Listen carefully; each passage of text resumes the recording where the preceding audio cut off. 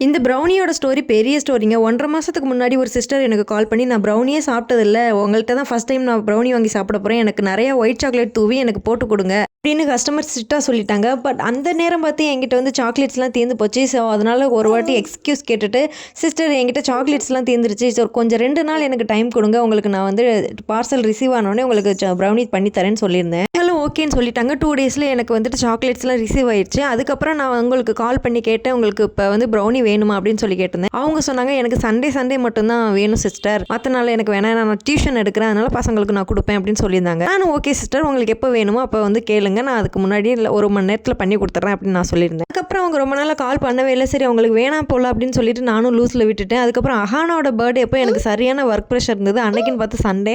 அவங்க அன்னைக்குன்னு எனக்கு கால் பண்ணி, "எனக்கு ப்ரௌனி இன்னைக்கு நீங்க தந்தாலே தந்துருங்க" அப்படின்னு சொல்லிட்டாங்க. இன்னைக்கு நம்ம ரீசன் சொன்னா அவங்க காண்டாயிடுவாங்க அப்படின்றனால நான் பண்ணி குடுத்துட்டேன். வீடியோ பிடிச்சிருந்தா மறக்காம லைக் அண்ட் சப்ஸ்கிரைப் பண்ணுங்க.